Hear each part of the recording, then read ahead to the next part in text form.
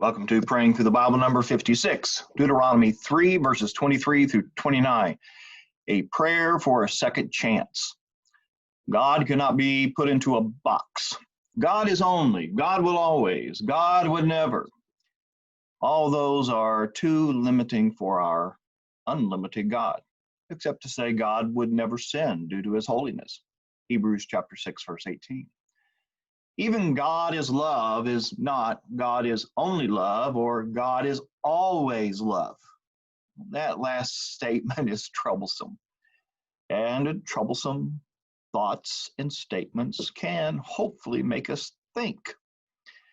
While God never stops loving, his other attributes can also be his ruling reasons, such as God is righteous. God punishes out of love sometimes, but also out of righteousness. We box God in out of good intentions and ignorance, selfishness, and human limitations. We box in needing to know why boxes are safe. God cannot be put into a box, although we try. Are there times, though, we take God out of his box when we want something, but God says no? Sometimes God stays in his box.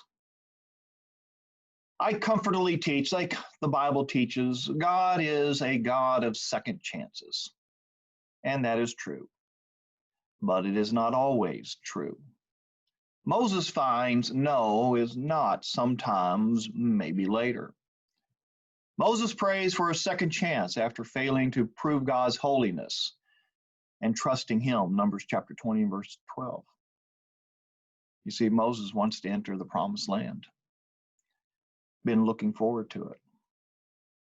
God's servant begs. He praises Yahweh's greatness and strong hand, and even affirms, for what God is there in heaven or earth who can perform mighty deeds and mighty acts like yours? Deuteronomy chapter 3, verses 23 through 27 is his prayer for a second chance. Because God is holy, he is not buttered up by praise. This time, God is a God of consequences. While thinking life is not fair, and we all have thought that, wondering even if God is fair, our mind wonders and asks why.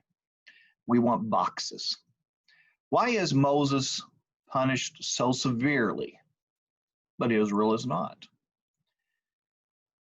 It's not our place to question God. Yet, there's a difference between asking God questions versus questioning God. We see that in Luke chapter 1, between the angel's conversations with Mary and John the Baptist's father, Zechariah. Unable to definitively answer why doesn't stop us from wondering, doesn't stop our brains from churning. Here are three possible reasons why, for Moses, this time, God is not a God of second chances. One, God expects higher standards for leaders. Judaism teaches, according to the Torah modern commentary, that the greater the man, the stricter the standard by which he is judged. And if he does not measure up, the greater will be his guilt and punishment. Jesus' brother teaches the same, James chapter 3, verse 1. A second possibility. Biblical precedent reveals Moses suffers in Israel's place, typical of Christ. Deuteronomy 3, chapter 3, verse 26. But the Lord was angry with me on your account, says Moses.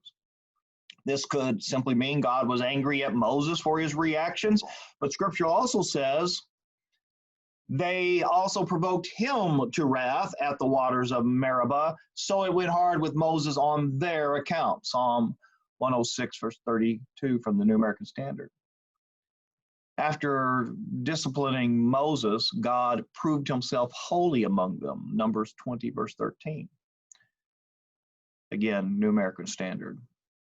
Ultimately, we see in this the substitutional suffering of Christ. Romans chapter 3, verses 21 through 26.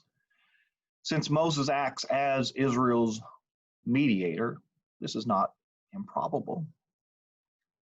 3, in our limited understanding of fairness, we are looking at this too softly, too humanly.